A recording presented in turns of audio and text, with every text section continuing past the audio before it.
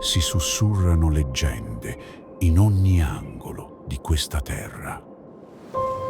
Una regione dove il tempo si ferma e la storia respira tra colline e pietre antiche.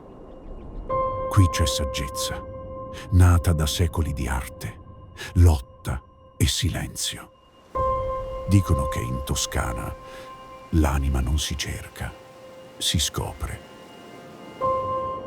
Basta fermarsi e lasciare che i secoli parlino.